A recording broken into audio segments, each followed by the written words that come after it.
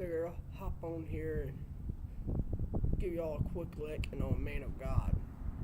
But we live in a culture today that think a man of God is weird and think that a man of God can still be with the world. That is not true. A man of God is supposed to be holy. Holy means to be set apart. We're set apart like God made us to be. He didn't make us to fit in with what culture is doing. And that's the reason why culture is the way it is, because we don't have men. We don't have men of God. No, we don't have men to stand up for what they believe in, stand up for their family, stand up and say, no, that ain't right. Instead, they form to the pattern of the world. And Paul told us, Paul the teaching in Romans, hop on here to find it, that made perfectly clear we do not form to the pattern of this world. And yet, most men do. Romans 12:1 and verse 2. Therefore, I urge you, brethren, in view of God's mercy, to offer your body as a living sacrifice, holy and pleasing unto God, that your true and proper worship.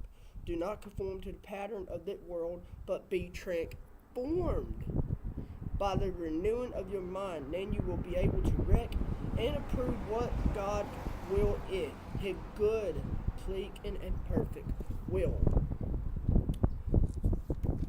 We're at a point, and we're still trying to fit in with the world. God told you to be at a point, and you're still trying to worry about what they are thinking. You can't do that. As a Christian, you're supposed to be renewed by your mind. That mercy though, don't deserve it, because God owed up mercy when we didn't deserve it, and we still don't. None of us deserve it. He still give it to us. A man of God, the trait of a man of God is he faithful, he loving, he kind, he mindful, he obedient to God, he protective, and he encouraging. Faithful, he's faithful to God, he lives into God, right? But he also faithful to his wife. He don't go around running around with these women, and here the kicker, he don't go around talking to every woman he see. He talk to one woman like in a romantic way, and that's his wife. Loving, that go many way too. You know, I've heard like two different kinds. You know, a man he do what he want and everything, but he love his wife. You know, and out here the other one of he even harks to his wife. You know, criticize her for the things she don't do. We focus on the thing that people don't do rather than the thing they do. You know. He loved his wife, but he also loved everybody around him. His brother, everybody. He loved everybody with the love of Jesus. He kind. He kind to other people. He don't care what other people think. He's still kind to them. He's still kind to everybody. He's kindness. And I hear like, many men. Real stupid mindset to have, but you gotta get them before they get you.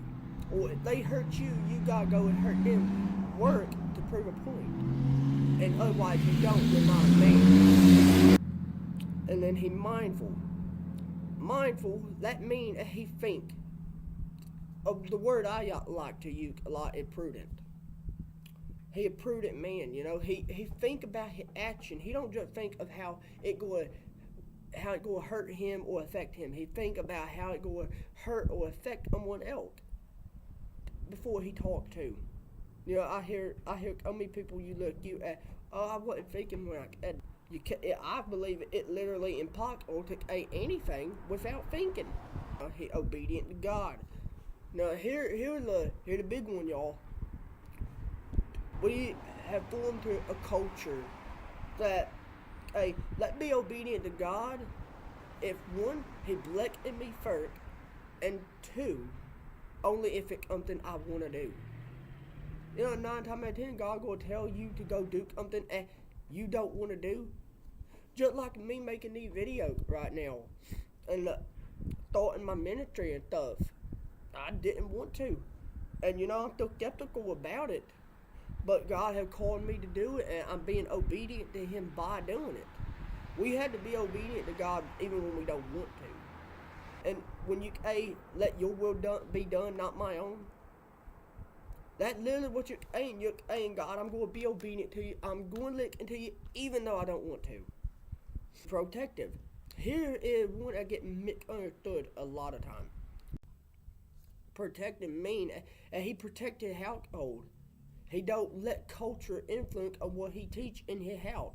He don't let culture influence him act a man. Amen. You know what you're supposed to be teaching in your house. And if you don't, you go have to look into it. You don't be letting culture tell you what you couldn't be teaching your kid. That's why you and your kid to school and then you don't even get to be around them. You don't even know what they're learning. You don't even know what they're learning. They're learning all type of weird crap, and then they're coming home with vape and everything else. I mean, I find it unbelievable that now kids at 14 years old, they have a body count. What the heck? I mean, parent ain't even being parent no more. They're just letting kids do whatever they want, and then you claim you're a parent. Parenting more than just putting food on the table and buying your kid whatever they want. Being a parent means that you put at the table down for your children. You do not let them talk to you however they want. You do not let them do whatever they want. And you teach them the love of God. And if you do that, I promise you, they're going to grow up to be grown adults that know right from wrong. That's what's wrong with kids these days. They don't know right from wrong because their parent don't know right from wrong. The parent don't know how to teach right from wrong because they don't know right from wrong. It crazy to me. Oh, he protect his household. He protect his big house, you know, and protect his family spirit. What you listen to, what you watch, all that affect your spirit. It affects how you're going to think up here too. It affect your heart posture and your intent going forward to do certain things. Oh, he protect that. And he encourage. Men do not do enough of that. Men do not encourage their wife or their children enough. Oh, many dads I love my family, but they don't act like it. They just do the whole hard love thing, you know, like, oh, I'm a big strong man. And he encouraged, like, you know, word of affirmation can go far. Jump by saying to your kid, hey, you're doing a good job, or hey, I'm proud of you. You know how much that go light fire under that kid to go do more? Same thing with the wife. If you tell your wife, hey honey, I'm proud of you. You're going to encourage her, and she's going to want to do more. She's going to want to continue doing what you want to do. Men do not encourage their family enough. And part of that is because they grew up in household where encouragement was not there. They knew nothing about encouragement. Boy, they grow up without a clear vision of what a man is. And that it because men are not in a home. You know, I read an article, I wrote that down in my note. In the United States, about 31.5% of boys under the age of 18 live in a home without their biological father present. 31.5% of boys. And we wonder of why we have men dressing up in dress. They would never own how to be a man. They never had a man come into their life after their biological father and hey, that's what a man is. I'm going to teach you what a man is by an example. They never did that. And now we have confused little children trying to decapitate themselves to be something they're not. We have little boys that don't even know what a difference between a man and a woman is. We have boys that have no idea who God even is or his loving character.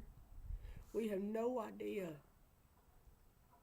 We have no idea of how bad it impacts that world until your eyes are open, till you can eat.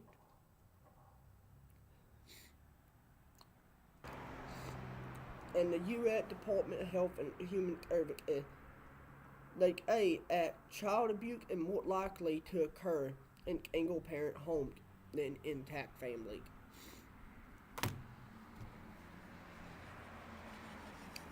And you wonder why men grow up to have trauma. They grow up to have trauma because even the mother walked out on them, and they have no clue what a woman is, or they don't know how to be treated by a woman. Or whenever a woman actually comes into their life, like, hey, I love you, and want to actually love him for who he is, he don't believe her because he got truck at you because his mother left him. And then we got men with daddy issues. Father was not a real man. If you leave your family, you're not a real man. That is not God's real design for marriages. Marriage was supposed to be sanctified. It was supposed to be beautiful, and it, when done, men are not men anymore.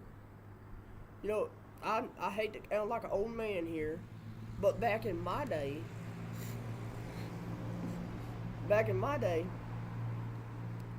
when we were bored, we would hop off the game, and we would go play outside. You know, we'd go ride bike or do anything outside. But now we got boys out here they can't even get their fake out of green. The devil come to kill, steal, and destroy. And he does that by taking the man out first. If he could take the man out, he could get to the wife, then he could influence the children. Take the man out the home, the young boys, they have no clue of what a man actually is. Oh, then they get to watch their mom, be feminine, like a mother's supposed to. And then they'll go get the idea, I'm supposed to be feminine. I'm supposed to act like mom.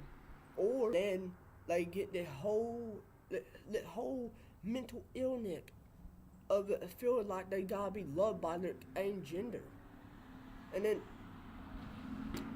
they go and fall to put on dress and put on makeup. It's bad. But never God will for mankind to have to hurt and to be broken like that because failed parent. Why he gave an entire book. He gave the entire book here to not a book of rules of what we can and can't do.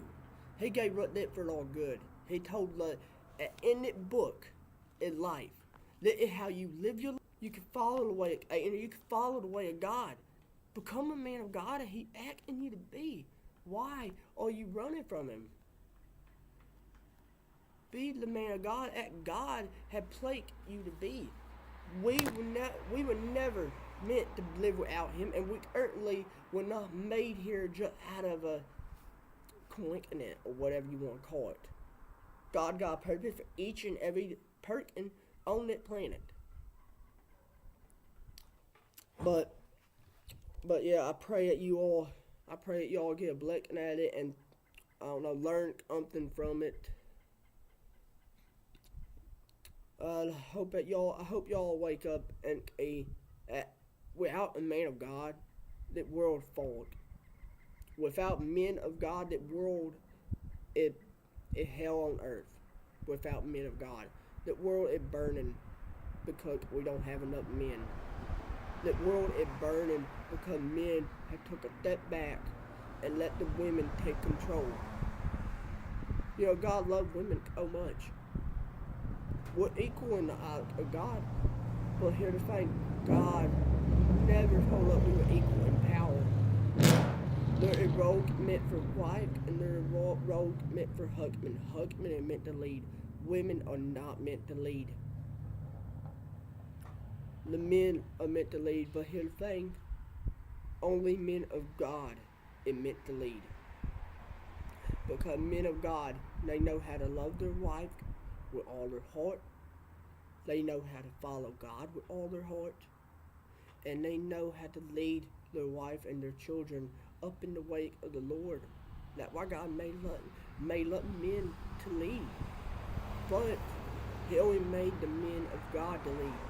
Being a man of God, though, it don't mean you won't make a mistake.